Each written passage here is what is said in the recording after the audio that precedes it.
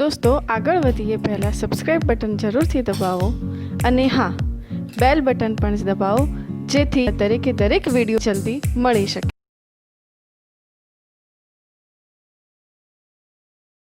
નમસ્કાર વિદ્યાર્થી મિત્રો, લાસ્ટ લેક્ચરમાં આપણે સમાંતર પ્લેટ કેપેસિટર જોયું.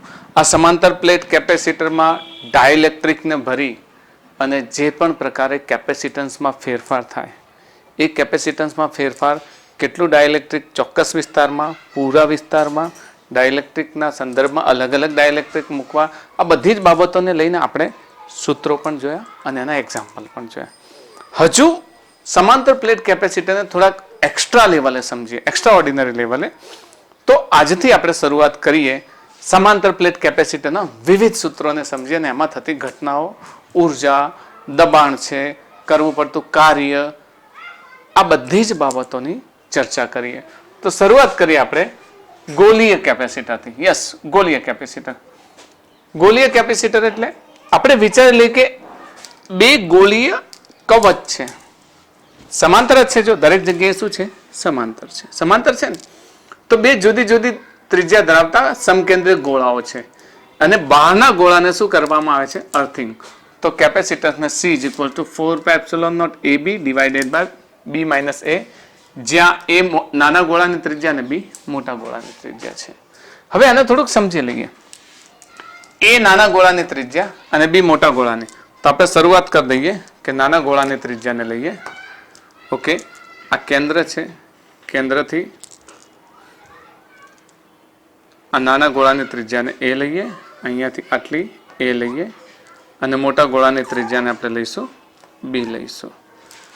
હવે જો બહારનો ગોળો અર્થિંગ કરેલો છે એનો મતલબ શું થયો કે આ બહારનો ગોળો એ એના પરનું વિદ્યુત સ્થિતિમાન 0 હશે. તો હવે જે વિદ્યુત પ્રસ્થાપિત કરીએ છીએ ને, વિદ્યુત ભાર પ્રસ્થાપિત કરીએ છીએ એ અંદરના ગોળા પર કરીએ. તો અંદરના ગોળા પર આપણે પોઝિટિવ ચાર્જ એપ્લાય કરીએ. અહીંયા પોઝિટિવ ચાર્જ, અહીંયા પોઝિટિવ ચાર્જ આપીશું એટલે શું થશે? વિદ્યુત સ્થિતિમાનના તફાવતના કારણે અર્થિંગમાંથી જે ઇલેક્ટ્રોન છે ને નેગેટિવ, એ અહીંયાથી ગતિ કરીને અહીંયા આવશે અને બધે જ કેવો થઈ જશે? સમાન નેગેટિવ ચાર્જ થઈ જશે. બધે જ નેગેટિવ ચાર્જ થઈ જશે. ઓકે, આ નેગેટિવ ચાર્જ થશે.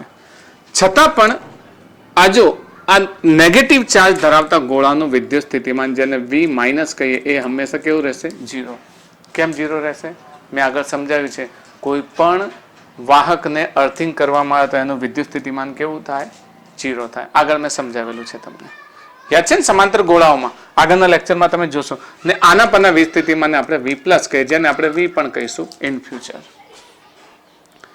તો dV નું સૂત્ર આપણે જાણીએ છીએ. dV = -E.dr. જાણો છો ને? આ સૂત્ર આપણે જાણીએ છીએ. અહીંયા dV બરાબર શું લખી શકાય?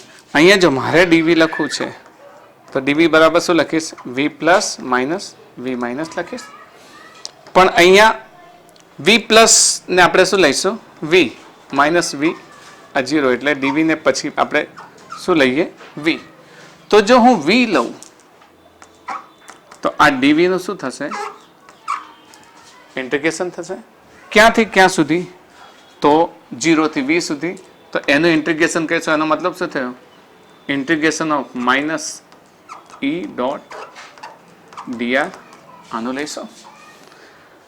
હવે અહીંયા આપણે કોઈક એક સ્થળ લઈ લે, બંને વચ્ચે કોઈક એક સ્થળ લઈ લે. આમ આ બંને વચ્ચે એક સ્થાન લઈ લઈએ.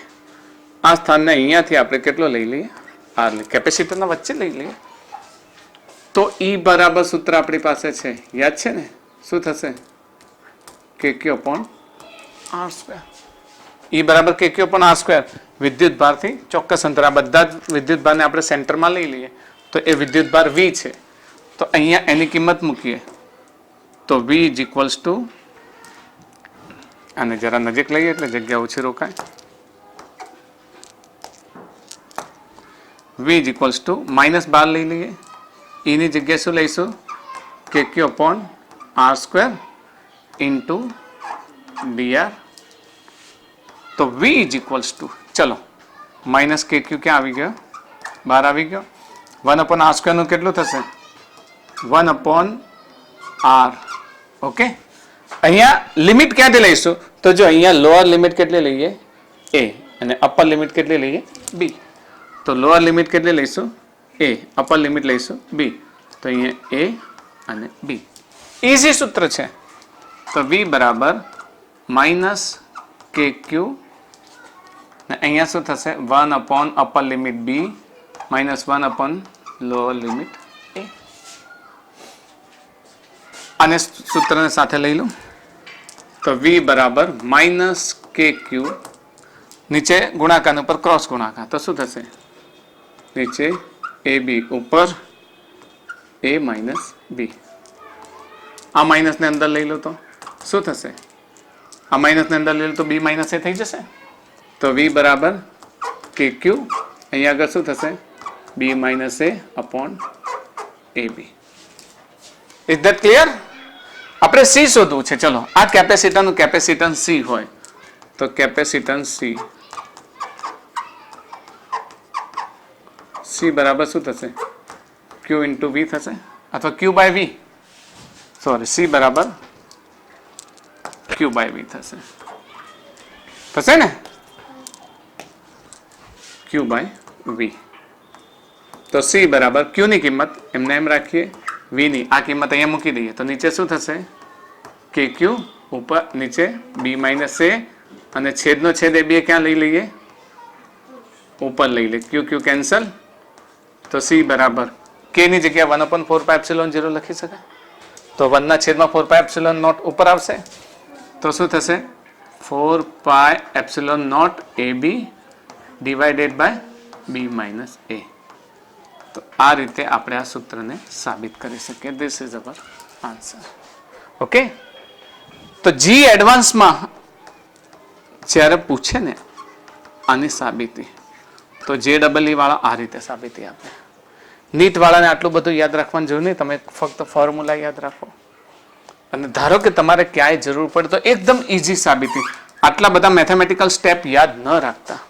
બરાબર, આ ફર્સ્ટ મેથડ છે. જી એડવાન્સ વાળા આ રીતે તમારે જી એડવાન્સમાં પૂછાય છે આ રીતે, તો તમારે આ સાબિત કરી શકો. નીટ વાળાને ખ્યાલ આવે છે, મેં વિકલન સંકલન બધું સમજાવેલું છે ને તમને લોકોને, એટલે એ તમને ખ્યાલ આવે છે. છતાં પણ બીજી રીત તમારે સમજવી છે, તો હું બીજી રીત પણ સમજાવી દઉં. એકદમ સરળ રીત છે કે અહીંયા આગળ વિદ્યુત સ્થિતિમાનનો તફાવત મેળવવો છે. તો વિદ્યુત સ્થિતિમાનનો તફાવત અહીંયા v કેટલો થશે? v બરાબર અંદરનો ગોળા વડે અને બહારના ગોળા વડે બંને વડે થશે ને. અંદરના ગોળા પર વિદ્યુત સ્થિતિમાન કેટલો છે? q પોઝિટિવ, અને બહારના પર કેટલો છે? નેગેટિવ. તો v બરાબર kq અપોન એની ત્રિજ્યા કેટલી છે? a પ્લસ અહીંયા k માઇનસ q, એની ત્રિજ્યા કેટલી છે? b. તો v બરાબર kq કોમન કાઢો, નીચે ab ઉપર b માઇનસ a થઈ જશે. સીધે સીધું આટલી ગણતરી કરવાની કોઈ જરૂર પડી? આવી ગયો v? સમજ્યા કે નહીં? હવે તો આ જ મેથડ c બરાબર q બાય v, અને એ આખી મેથડ અહીંયા મેં આપી દીધી છે આ પ્રમાણે. સમજ્યા ને? તો કોઈ એક બિંદુ આગળ અંદરના અને બહારના લીધે પણ આપણે લઈ શકો, તો આ બીજી રીતે તમે સરળતાથી કાઢી શકો. એના પરથી આ જવાબ આવી જાય. તો ટૂંકમાં યાદ રાખશો કે જ્યારે બે જુદી જુદી ત્રિજ્યા ધરાવતી પ્લેટ્સ આપી છે, તો એ પ્લેટ્સ દ્વારા બનતું જે કેપેસિટર છે, જુદી જુદી ત્રિજ્યા ધરાવતી પ્લેટની પણ ગોળા આપેલા છે, સેલ. એ સેલ દ્વારા બનતું કેપેસિટર છે, એનું કેપેસિટન્સ શોધવું હોય તો C = 4πε0 AB divided by B minus A. But must remember, કઈ પ્લેટ અર્થિંગ આપેલો છે? બહારની પ્લેટને. કઈ પ્લેટને અર્થિંગ આપેલો છે? બહારની પ્લેટને. પણ એવો તમને પ્રશ્ન પણ પૂછી નાખે કે અંદરની પ્લેટને અર્થિંગ કરવામાં આવે ત્યારે કેપેસિટન્સ કેટલું થાય? અંદરની પ્લેટને. ઓકે, અંદરની પ્લેટને અર્થિંગ કરવામાં આવે તો આપણે અંદરની પ્લેટને અર્થિંગ કરી દઈએ. હવે આની ત્રિજ્યાને આપણે અલગ અલગ નામ આપી દઈએ. બરાબર, અહીંયા જો બહારની ત્રિજ્યા કઈ હતી? b હતી. તો અહીંયા બહારની ત્રિજ્યા કઈ લઈએ? r2 લઈએ. આની ત્રિજ્યાને શું લઈ લઈએ? r1. આપણો પ્રશ્ન શું છે?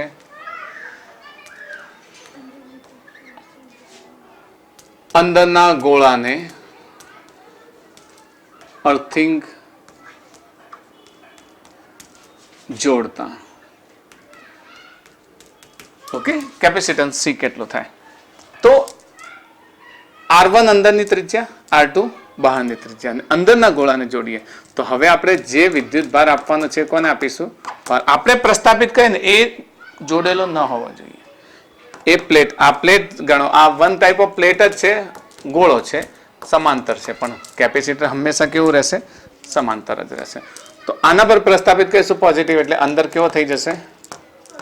નેગેટિવ. ઓલરેડી આમાંથી અર્થમાંથી આવી જશે.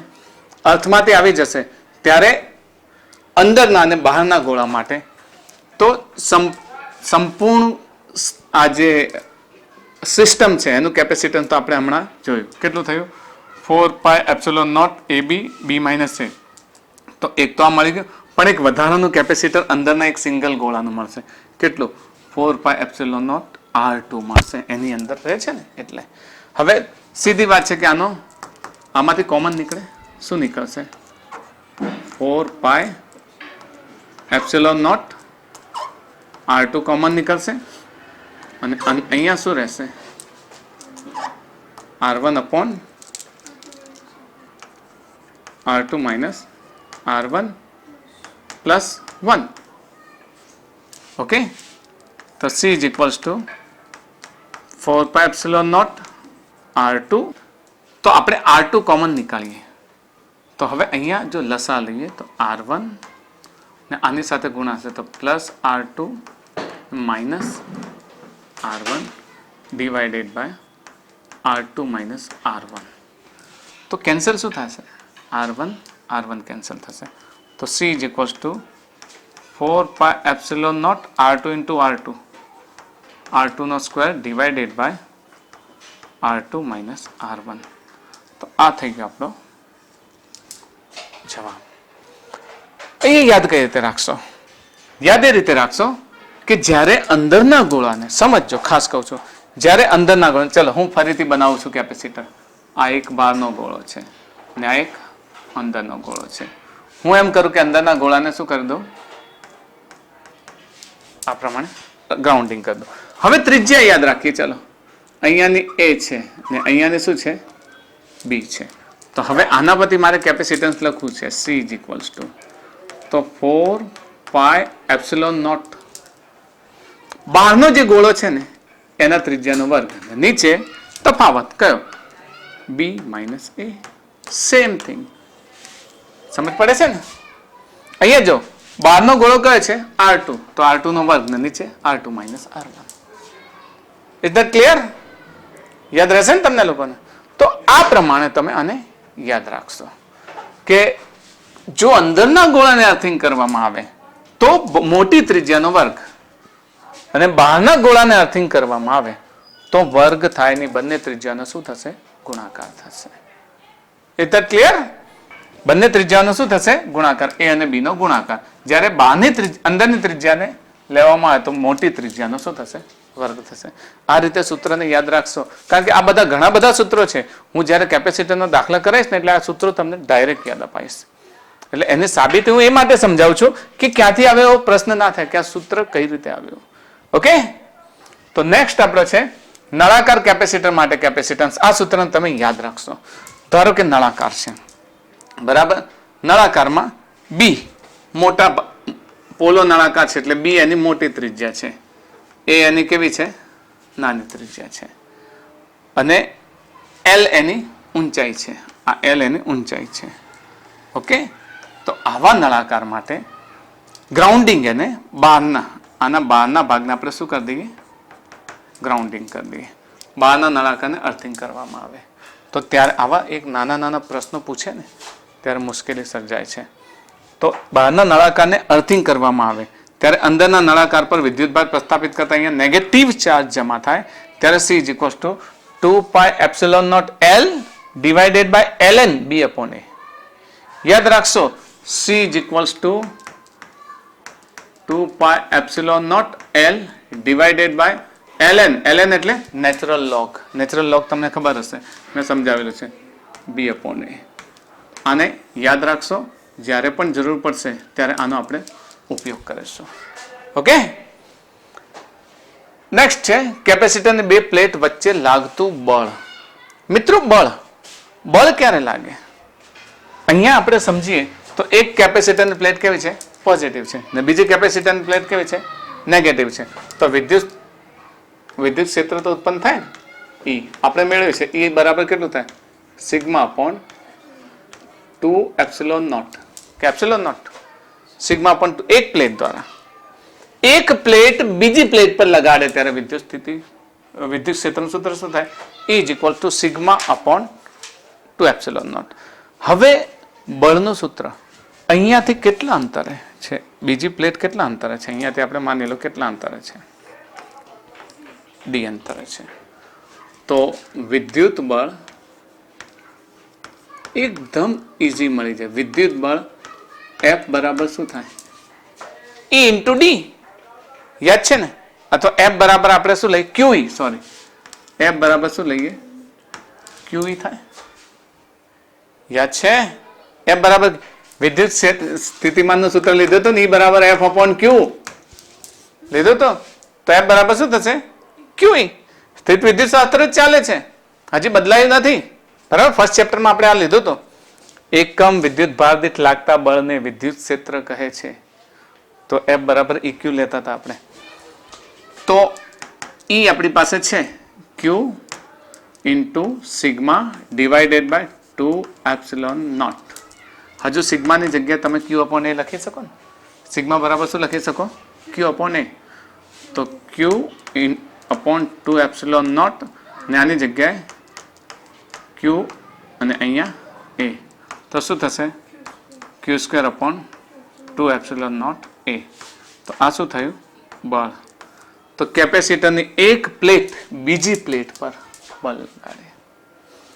એક પ્લેટ બીજી પ્લેટને ખેંચે પોતા, કારણ કે આ તો ઓપોઝિટ ચાર્જ છે. ઓપોઝિટ ચાર્જ છે એટલે એક પ્લેટ બીજી પ્લેટને ખેંચશે. બીજી પ્લેટને ખેંચશે ત્યારે આ લઈ શકાય. હજી બળને અલગ ફોર્મમાં પણ લખી શકાય. ચલો, બળ F ઇઝ ઇક્વલ્સ ટુ, સૂત્રો લેવામાં આવે તો ઘણા બધા થઈ શકે. Q square upon 2 epsilon naught A. ઉપર નીચે એ વડે ગુણી લો, અહીંયા એ વડે ગુણો અને અહીંયા પણ એ વડે ગુણો. તો A ઇન્ટુ A, તો Q square upon 2 epsilon naught A square ને આ A ને ઉપર લઈએ. Q અપોન A ને આપણે શું લઈએ છીએ? સિગ્મા. તો F નું સૂત્ર શું થશે? Sigma square A upon 2 epsilon naught. આ પણ લઈ શકાય, લઈ શકીએ આ સૂત્ર. બરાબર. તો આ સૂત્રોને તમે યાદ રાખશો, કારણ કે આ સૂત્રને આપણે સીધા કેપેસિટરમાં ઉપયોગ કરવાના છે. તો ઉપયોગ કરીશું એટલે તમને ખ્યાલ આવી જશે. ચલો, હવે યાદ રાખો, એક પ્લેટે બીજી પ્લેટ પર બળ લગાવ્યું. હવે એક પ્લેટ બીજી પ્લેટ પર દબાણ લગાવશે. શું લગાવશે? દબાણ. દબાણનું સૂત્ર શરૂઆતથી ભણતા આવ્યા છીએ. શું થાય? એકમ ક્ષેત્રફળ પર લંબ રૂપે લાગતા બળને દબાણ કહે છે. તો બળના સૂત્ર આપણી પાસે હોવા જોઈએ. બળના સૂત્ર આપણે હમણાં જ મેળવ્યા. ક્યાં છે? અરે, Q square upon 2 epsilon naught અથવા sigma square upon 2 epsilon naught. તો બંને સૂત્રો લખી દઈએ. ચલો, એક પ્લેટ બીજી પ્લેટ પર F બળ લગાવે તો F બરાબર શું થશે? Q square upon 2 epsilon naught A. અથવા F is equals to sigma square up A into 2 epsilon naught. યાદ છે ને? યાદ છે ને? ઓકે, દબાણની વ્યાખ્યા તમે ભણી ગયા છો. શરૂઆતથી ભણેલી દબાણની વ્યાખ્યા બોલો. દબાણ એકમ ક્ષેત્રફળ પર લંબ રૂપે લાગતા બળને દબાણ કહેવાય. એનો અર્થ એવો થયો કે બળને તમે ક્ષેત્રફળ વડે વિકલન કરો. ફોર એક્ઝામ્પલ, આ છે, આ પ્લેટ આપણે આ રીતે જોઈએ, 3 ડાયમેન્શનમાં જોઈએ ને, તો આ પ્લેટના એક નાના ડીએ પર આના દ્વારા લાગતું દબાણ, એને આપણે શું કહીશું? બળ. એને આપણે શું કહીશું? દબાણ. યાદ છે ને? તો મતલબ શું થયું? દબાણ એટલે બળનું ક્ષેત્રફળની સાપેક્ષ વિકલન કરતા.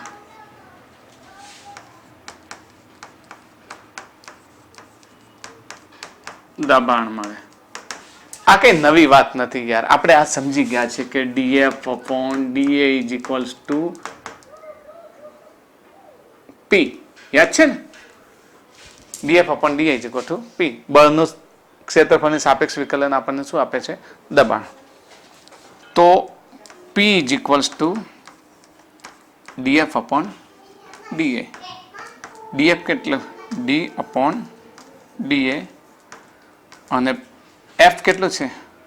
પેલું લઈશું કારણ કે a છે ને, આ છેદમાં છે, પેલું અંશમાં છે, એટલે sigma square a upon 2 epsilon not.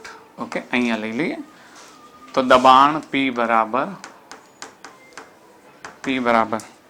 Sigma square upon 2 epsilon naught d upon d એટલે 1 થઈ ગયો.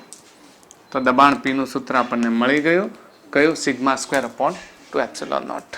તો તમને પૂછે કે કેપેસિટરની એક પ્લેટ દ્વારા બીજી પ્લેટ પર લાગતું દબાણ કેટલું થાય? તો તમે શું જવાબ આપશો? Sigma square upon 2 epsilon naught. Okay, આ બાબતને તમે જેમ જેમ ડિટેલમાં જશો ને એમ તમને વધારે ખ્યાલ આવશે. એક એક સૂત્રને સમજજો. એક એક પોઈન્ટમાંથી પ્રશ્નો પૂછાય છે.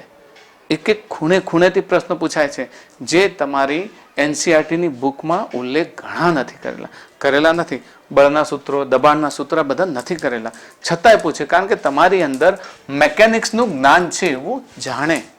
મેકેનિક્સનું જ્ઞાન છે. જો અહીંયા મેકેનિક્સનું જ્ઞાન આ વિદ્યુત શાસ્ત્રમાં એફ નું સૂત્ર તો આપણે મેળવેલું છે, એના આધારે તમને દબાણનું સૂત્ર પૂછે. એટલે 1 by 1 પૂછે એટલે એ પ્રમાણે તમારે જવાબ આપતા રહેવો. ઓકે, હવે આપણે કેપેસિટરમાં સંગ્રહાયેલી ઉર્જા લેવાની છે. ઉર્જા યુ. ઉર્જા અંગે જાણો છો ને તમે? ઉર્જાને આપણે શું કહીશું? યુ. હવે ઉર્જા અંગે તમારે સમજાવવું છે તો ઉર્જામાં તમારે એટલી વાત તો ખબર હોવી જોઈએ કે કેપેસિટરને નોર્મલ હાલતમાં હોય ત્યારે એ ચાર્જ રહિત છે, પણ જેવું એને બેટરી સાથે જોડવામાં આવે, આ પોઝિટિવ અને નેગેટિવ ચાર્જ જેવું જોડવામાં આવે તો શું થશે? આના બધા જ ઇલેક્ટ્રોન પર કાર્ય કરી અને અહીંયા આવી જશે. એટલે અહીંયા બધા પોઝિટિવ ચાર્જ એકઠા થશે અને અહીંયા બધા નેગેટિવ ચાર્જ એકઠા થશે. તો પોઝિટિવ અને નેગેટિવ ચાર્જ એકઠા થશે ત્યારે આને આપણે શું કહીશું? પ્લસ ક્યુ ને આને કહીશું માઇનસ ક્યુ. યાદ રહેશે? તો હવે એક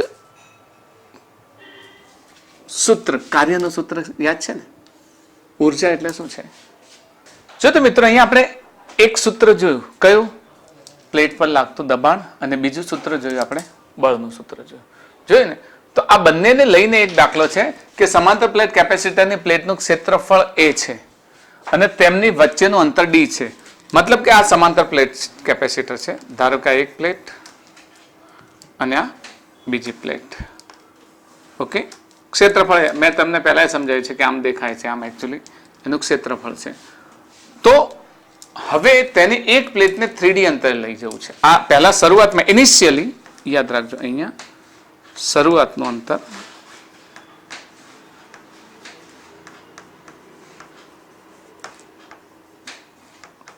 અંતર ઓકે. હવે તમે શું કરો છો કે અહીંયા કહે છે કે એક પ્લેટને 3D અંતરે ખસેડવી છે. એટલે આ પ્લેટને હવે અહીંયાથી પકડીને દૂર લઈ જઈએ. દૂર લઈ જાય એટલે અહીંયાથી આમ હું લઈ જાઉં અને અહીંયા આટલે દૂર લઈ જાઉં. ખસેડેલી પ્લેટનું આ રીતે લઉં તો બંને વચ્ચેનું અંતર કેટલું થાય? 3D.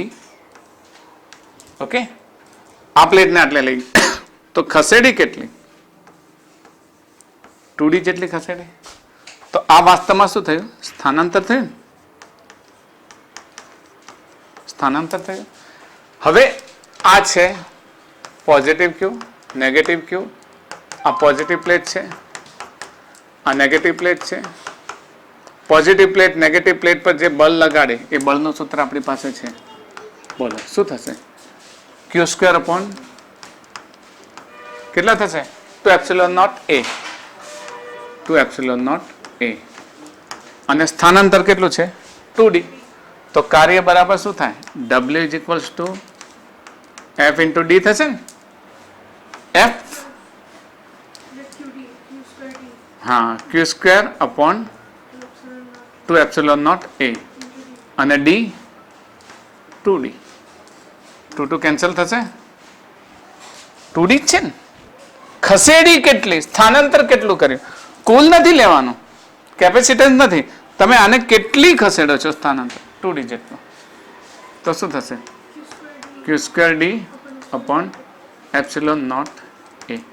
This is work done to bring this plate from D to 3d. તો આપણો જવાબ કયો આવશે, B is our right answer. Okay, જો મિત્રો તો હવે આપણે નેક્સ્ટ ટોપિક જોઈએ, કેપેસિટરમાં સંગ્રહાયેલી ઉર્જા. કેપેસિટરમાં સંગ્રહાયેલી ઉર્જા તમારે સમજવી છે. તો કેપેસિટરની બે પ્લેટ, એક પોઝિટિવ પ્લેટ, એક નેગેટિવ પ્લેટ. પોઝિટિવ પ્લેટ પરના વીજભારને આપણે પોઝિટિવ ક્યુ કહીશું, બરાબર, પોઝિટિવ ક્યુ કહીશું. આને થોડું કાઢી દઈએ, પ્લસ ક્યુ લખી દઈએ, પ્લસ ક્યુ લઈએ અને આ માઇનસ ક્યુ લઈએ. અને કેપેસિટરની બે પ્લેટ શરૂઆતમાં નથી વિદ્યુત પારાના પર, પણ જ્યારે તમે આને પોઝિટિવ અને નેગેટિવ સાથે જોડી દેશો તો પ્લેટ પોતે વર્ક કરશે. વર્ક કરીને શું કરશે કે આના બધા જ ઇલેક્ટ્રોન્સને લઈ, કારણ કે બેટરી તો કાર્ય કરે છે ને, લઈ અને આ બીજી પ્લેટ પર જમા કરશે. એટલે અહીંયા નેગેટિવ ચાર્જ ભેગો થશે ને પોઝિટિવ ચાર્જ ભેગો થશે. તમે પોતે જાણો છો કે પોઝિટિવ અને નેગેટિવ ચાર્જ ભેગો થાય એટલે શું થશે, આ પ્લેટ આના પર શું કરશે, બળ લગાવશે, ખેંચશે. એટલે એના અંદર એક પ્રકારની ઉર્જા જમા થાય. ઓકે, આ જે ફોર્સ છે, આ ફોર્સ વાસ્તવમાં કેવું છે, એટ્રેક્ટિવ ફોર્સ, જેને કહીએ છે આકર્ષણ બળ. હવે આકર્ષણ બળ લાગે પણ પ્લેટ આવતી નથી, કારણ પ્લેટ તો ફિક્સ છે. તો હવે શું કરીએ છીએ કે અહીંયાથી કોઈક નાના ડીક્યુ વીજભાર, આપણે ડીક્યુ વીજભાર લઈએ, બરાબર, કોઈ નાનો વીજભાર લઈ લઈએ જેનું મૂલ્ય આપણે ડીક્યુ લઈ લઈએ. ઓકે, એક વીજભાર લઈએ જેને ડીક્યુ કહીએ, ડીક્યુ વીજભારને ગતિ કરાવીને આ પ્લેટ પર લાવીએ. તો તમારે કાર્ય કરવું પડે. પ્લેટ અહીંયા, આ વીજભાર અહીંયા છે, ગતિ કરાવીને અહીંયા લાવો તો તમારે કાર્ય કરવું પડે. અને એ કાર્ય, જો ધારો કે ડીક્યુ વીજભારને કેપેસિટરની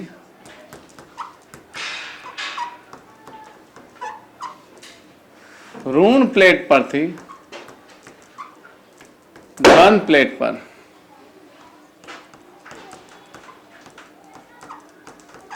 લાવવા કરવું પડતું કાર્ય. મિત્રો કાર્યને યાદ કરી લે, W ઇઝ ઇક્વલ ટુ શું થાય, QV. યાદ છે ને? પણ આપણે જે કાર્ય કર્યું છે એ કેવું છે, ડેલ્ટા W. ડેલ્ટા W બરાબર શું થાય, DQ ઇન્ટુ V. V અંગે જાણીએ છીએ કે V આપણે લેવું છે તો C is equal two Q upon V પરથી V ઇઝ ઇક્વલ ટુ શું લઈ શકીએ, Q અપોન C થાય ને. તો અહીંયા જો તમારે કુલ કાર્ય લેવું છે, ચાલો કુલ કાર્ય લેવું છે,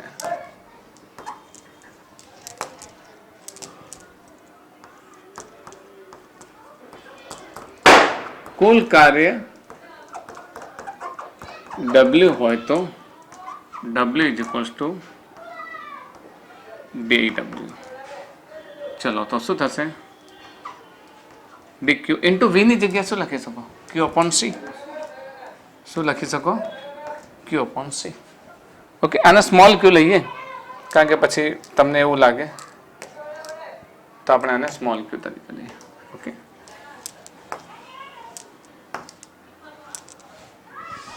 સ્મોલ q લઈશું. તો Q upon C, 1 upon C ક્યાં આવી જશે, બહાર આવી જશે. તો શું થશે, dq ઇન્ટુ અથવા q dq, dq ને પાછળ લઈ લઈએ,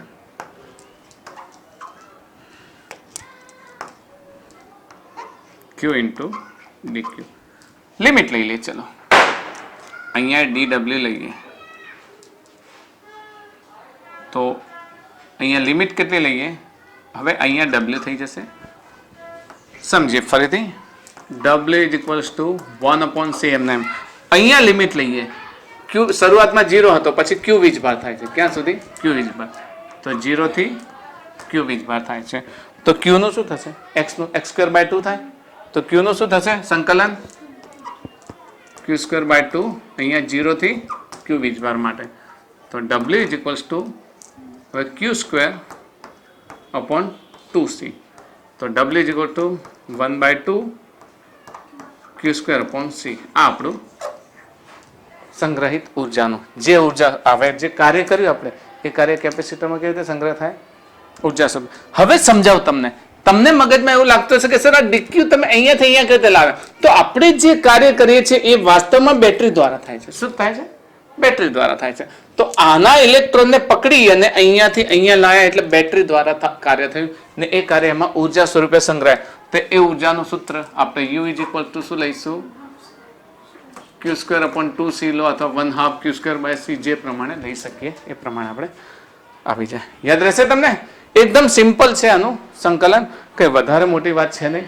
હવે કેપેસિટરની ઉર્જાના 3 સૂત્રો છે. આ પહેલું સૂત્ર આપણે મેળવી લીધું, કયું? U 1/2 q²/c. પણ આ બે સૂત્રો એના રૂપાંતરિત સૂત્રો છે. તો આપણે ફર્સ્ટ U 1/2 q²/c મેળવી લીધું છે.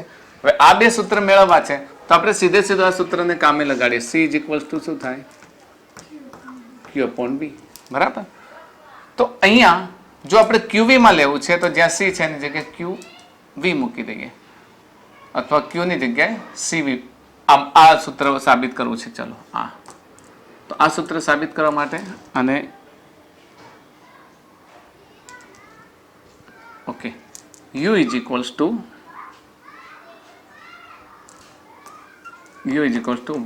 તો છે જ, q² એમને એમ રાખીએ અને c ની જગ્યાએ શું મૂકીએ? q/v.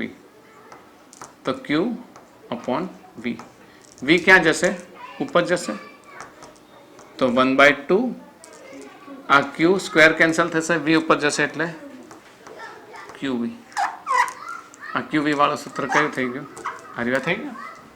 બરાબર. હવે આ જ આપણે c અને v સ્વરૂપે લેવું છે તો અહીંયા q ની જગ્યાએ શું મૂકી દઈએ? cv. પહેલા સૂત્રમાં q ની જગ્યાએ શું મૂકી દઈએ? cv.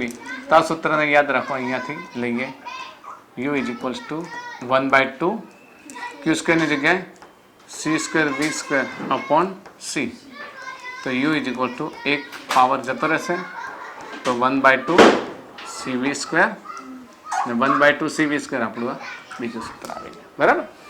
તો ટૂંકમાં યાદ રાખજો, આપણી પાસે 3 પદ છે. કયા? qvc. આ બે qv ને લઈને સૂત્ર લો, cv ને લઈને સૂત્ર લો કે qc ને લઈને સૂત્ર લો. કોઈ પણ બે દ્વારા મળતા સૂત્ર જ્યાં જ્યાં જરૂર પડે એ પ્રમાણે તમારે એનો ઉપયોગ કરી લેવાનો. ઓકે. તો આ આપણી ઉર્જાનું સૂત્ર છે. જ્યાં જરૂર જે સૂત્રની પડશે, જે રીતે મેળવવાનું છે એ રીતે આપણે મેળવી લઈશું. પણ 1/2 q²/c, 1/2 qv and 1/2 cv². આ 3 સૂત્રો યાદ રાખજો. હવે આપણે આ બેટરી દ્વારા થયેલ કાર્યવાળો ટોપિક લેવો છે, કારણ કે બેટરી પણ વર્ક કરે છે ને. આ પોઝિટિવ ચાર્જ છે, ઓકે, અને નેગેટિવ ચાર્જ છે. આ આપણે જોડી દીધું.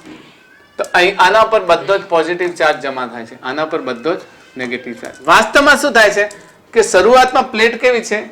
એ ન્યુટ્રલ છે. ન્યુટ્રલ છે એટલે એની પાસે ઇક્વલ અમાઉન્ટ ઓફ, અહીંયા આપણે ઇનિશિયલી વાત કરીએ તો equal amount of positive negative positive negative positive negative હોય અને અહીંયા પણ equal amount of positive negative positive negative positive negative હોય. હવે શું થાય કે જ્યારે આપણે બેટરી જોડી દઈએ આની સાથે, એટલે બેટરી શું કરશે? એક વર્ક કરશે. એ બેટરી વર્ક કરશે. વર્ક કરીને અહીંયાના ઇલેક્ટ્રોન, યાદ રાખજો, પોઝિટિવ ચાર્જ ગતિ નથી કરતા. ગતિ કોણ કરે છે? ઇલેક્ટ્રોન ગતિ કરે છે. તો એ ઇલેક્ટ્રોન ગતિ કરી અને આ પ્રમાણે ઇલેક્ટ્રોનને બધાને બેટરી વર્ક કરે અને એ કાર્ય કરીને ઇલેક્ટ્રોનને ક્યાં લાવી દે? અહીંયા લાવી દે. આ એક ઇલેક્ટ્રોન આવ્યો તો આ પોઝિટિવ નેગેટિવ ન્યુટ્રલ, બીજો ઇલેક્ટ્રોન આવ્યો આ પોઝિટિવ ન્યુટ્રલ કહે, ત્રીજો ઇલેક્ટ્રોન આવ્યો પોઝિટિવ ન્યુટ્રલ કહે. તો ફાઇનલી અહીંયા એકલા પોઝિટિવ નેગેટિવ રહેશે, અહીંયા એકલા પોઝિટિવ રહેશે. આ પ્રકારે આપણી રચના થઈ જશે. ને આવી રચનામાં કાર્યનું સૂત્ર તમને યાદ હશે, W QV. યાદ છે? W QV. આપણી પાસે Q બરાબર શું છે? સીવી છે ને, તે સીવી ને અહીંયા મૂકીએ તો W is equals two CV square. તો બેટરી દ્વારા થયેલું કાર્ય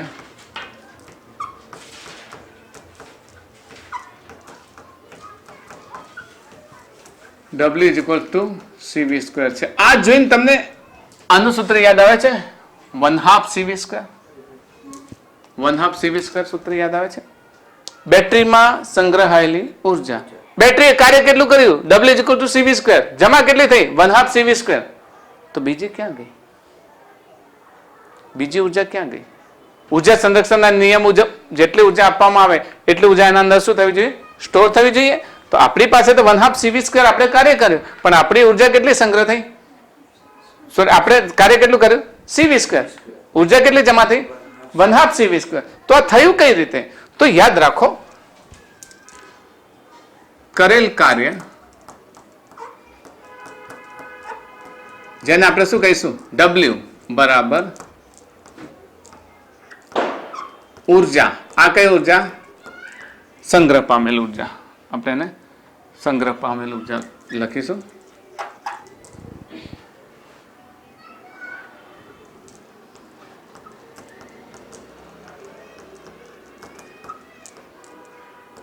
ઉર્જા વત્તા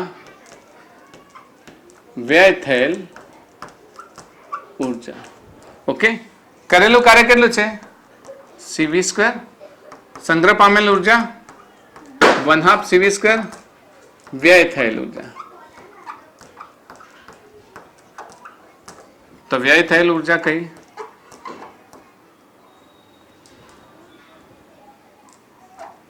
વ્યય થયેલ ઉર્જા. તો CV સ્ક્વેર માંથી 1/2 CV સ્ક્વેર જાય તો કેટલી રહે, 1/2 CV સ્ક્વેર જ રહેશે ને. તો આ કયા સ્વરૂપે, આપણે નોર્મલી બધા કહે છે કે હીટ ફોર્મમાં, કયા સ્વરૂપે, ઉષ્મા સ્વરૂપે. તો W is equals two U plus H. આ U શું છે, 1/2 CV સ્ક્વેર. આ રહે ને આપણું 1/2 CV સ્ક્વેર, ને આ H શું છે, એ પણ 1/2 CV સ્ક્વેર. તો પછી W શું થશે, CV સ્ક્વેર થઈ જશે આપણને. તો અહીંયા હીટ ફોર્મમાં પણ આ હીટ વાસ્તવમાં હીટ ફોર્મમાં જ થાય છે, પણ આ હીટ આપણે આગળ જતા ભણીશું, વિદ્યુત ચુંબકીય તરંગો ભણીશું ને એની અંદર સમજીશું કે જ્યારે બેટરી દ્વારા કાર્ય થાય ને ત્યારે એની અંદર સ્થાનાંતરિત પ્રવાહ થાય અને એ વખતે જે ઉર્જા લોસ થાય, એ ઉર્જા લોસ થાય ને એ ઉર્જામાં મેક્સિમમ અને મિનિમમ સ્વરૂપે વિદ્યુત ચુંબકીય તરંગો મળે છે. તો અહીંયા જે ઉર્જા વ્યય થાય છે એ ઉર્જા વિદ્યુત ચુંબકીય તરંગો સ્વરૂપે વ્યય થાય છે. ઓકે, વ્યય પામતી ઉર્જાનું સ્વરૂપ કયા સ્વરૂપે થાય છે, તો આપણે નોંધ લખી દઈએ એટલે તમને અહીં ઉર્જા EM વેવ, ઇલેક્ટ્રોમેગ્નેટિક વેવ સ્વરૂપે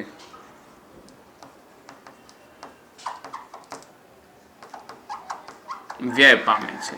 ઓકે, હીટ પણ છે અને ઇલેક્ટ્રોમેગ્નેટિક વેવ સ્વરૂપે પણ વ્યય પામે છે. હજુ આપણે થોડાક કેપેસિટરના સૂત્રો અને થોડાક MCQs કરવાના છે. આ બધાને આપણે આપણા નેક્સ્ટ લેક્ચરમાં લઈશું. Okay, that's all for today.